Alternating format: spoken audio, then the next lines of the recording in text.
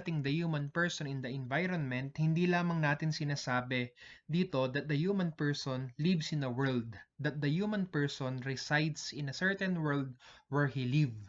Okay? Ang sinasabi natin kapag sinabi nating the human person in the environment ay patungkol din sa kanyang kalalagayan. Okay? Where does the human person live? Sino yung mga taong pinakikibagayan ng tao? Anong ginagawa ng tao sa kanyang lipunang ginagalawan? That is when you speak of the human person in the environment, not just the ecosystem, not just the trees, the plants.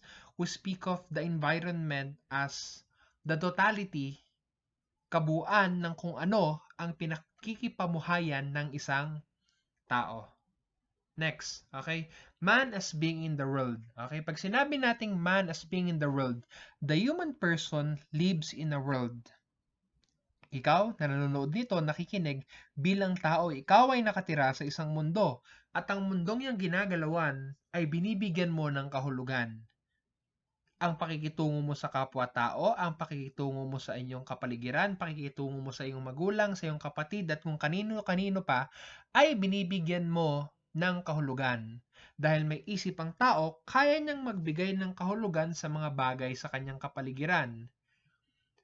Ang katawan ng tao, ang link niya sa mundo. Okay? Alam naman natin na nasabi natin, the human person is an embodied spirit.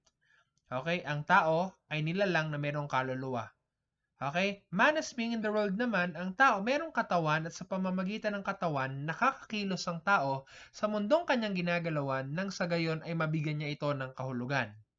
Okay? In simple terms, man as being in the world simply means, okay, that the human person lives in a world, resides in a world, relates to fellow beings, and gives meaning to whatever is happening around him.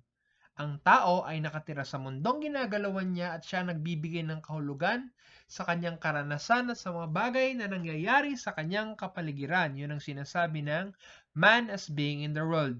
Next, the human person relates to the following. Ang tao daw ay nakikipagkapwa, ang tao raw ay nakikitungo, ang tao raw ay nakikibagay sa mga sumusunod. The self, the world, the others, and to God. Okay? Una, ang tao ay nakikisalamuha sa kanyang sarili. Ang tao ay kailangang maunawaan ng kanyang sarili at ang kanyang kalalagayan nang sa gayon ay matuto siya at maging malinaw sa kanya kung paano makikibagay sa ibang mga tao. That is the human person in relation to himself or herself. Laging sinasabi sa atin, dapat kilala mo ang sarili mo, dapat alam mo ang ginagawa mo. That is the human person in relation to the self. Next, okay? Punta muna tayo. The human person in relation to others. We already noted in our prior discussions that the human person is no island. Ang tao ay hindi nag-iisa. Ang tao ay nakikitungo sa kanyang kapwa. Kung nakikitungo ang tao sa kanyang kapwa, ay kinakailangan niya rin na makibagay at ang ibang tao ay nagiging dahilan ng mas lalong manaunawaan ng tao ang kanyang sarili. Sinasabi kapag bata ka pa, hindi mo alam ang nangyayari. Kailangan mong kumonsulta sa matatanda. It's because the human person is always in relation to other people. At sa pakibagay niya, sa pakipagkapwa niya sa ibang tao, siya ay natututo. Next, the human person in relation to God. Alam naman na natin ito. Ang relasyon ng tao sa tinatawag niyang Diyos, Panginoon, or lumikha or anumang tawag ng tao dyan sa nilalang na yan. Next, the world. When we speak of the world, we speak of the trees, the plants, where we live, where we reside. Okay? Tingnan natin. The self, nabanggit na natin, ang tao ay nakipagkapwa sa kanyang sarili. Kailangan niyang makilala mo ng kanyang sarili. At kung kilala niya na ang kanyang sarili, siya ay nakikitungo sa iba, nagbibigay ng kahulugan sa kanyang relasyon sa ibang tao, at ito ay dinadala siya sa isang koneksyon sa tinatawag natin na God, tinatawag natin na Panginoon or Diyos. And lastly, the human person relates to the world. Kapag alam na ng tao kung sino siya, paano makibagay sa kapwa, nakikitungo naman ang tao sa kanyang mundong ginagalawan. Paano nakikitungo ang tao? Okay? Kailangan niyang alagaan ang kanyang paligid.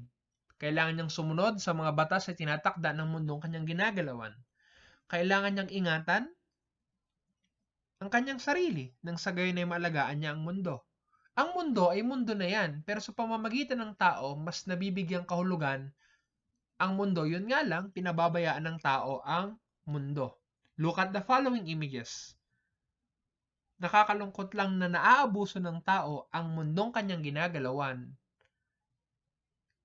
At nang dahil sa ganon, ay ayan ang nagiging epekto. Ang mga nasa larawan, nagkakaroon ng sunog, bumabaha, nagkakaroon ng pagkakalat sa kapaligiran, at higit sa lahat ay kapag pumuputok ang mga bulkan, ay nahihirapan ang tao. Pero lahat ng ito ay nagbibigay ng kahulugan sa tao. Mas napapaisip siya, ano bang nangyayari sa akin? Bakit ganito? Bakit ganon? Na kailangan niyang kumilos ng mas maayos nang maunawaan niya ang kanyang kapaligiran. Next, environmental philosophy or environmental ethics. Simplihan lang natin ito. Okay? Tinitingnan lang ng environmental philosophy ang pakikitungo ng tao sa kanyang ginagalawan sa moral na aspeto. Halimbawa, ang tao nangangalaga sa mga puno dapat. Kung hindi alagaan ng tao ang mga puno, magkakaroon ng baha. Magkakaroon ng pang-abusok sa kalikasan, ito ay magdadala ng problema, pagbaha, pagguho ng lupa, at iba pa. Okay? Tinitingnan nito kung paano ba tama, maayos, at mabuting makitungo ang tao sa kanyang paligid, sa kanyang kapaligiran na ginagalawan. That is environmental philosophy. Next, we look at the different views when it comes to the environment in relation to philosophy. Next, anthropocentrism. Anong sinasabi nito? Sisimplihan na lang po natin. Basahin niyo lang ang definition. Ang tao ay nalalang sa mundo at merong special na role ang tao na pangalagaan ang mundo. Nung nilikha ang tao, nang ang tao ay pinanganak sa mundo, meron siyang responsibilidad na pangalagaan ang kanyang kalikasan. At sa pamamagitan ng pag-aalaga dito sa kalikasan, ay nabibigyan ng pangangailangan ang tao sa kanyang pamumuhay. Next, biocentrism. From the word bio, ang sinasabi lang ng biocentrism, ang bawat nilalang sa mundo ay merong buhay. At ang buhay na ito ay kailangan nating pangalagaan at kailangan nating ingatan sapagkat ang bawat buhay na ito, maliit man o malaki sa ating mundong ginagalawan, ay merong kanya-kanyang roles na dapat gampanan.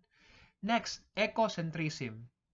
Simplihan lang din natin ulit, ang mga tao ay nalikha na tagapangalaga ng kalikasan, hindi dapat nila ito sirain. At kung ganoon ang nangyayari, ay dapat na ang tao ay minamahal ang kalikasan at tinitingnan ang paglago nito nang sa gayon ay hindi masira. Next, environmental aesthetics. Anong sinasabi nito? Pag sinabi nating aesthetics, it is related to beauty, kagandahan.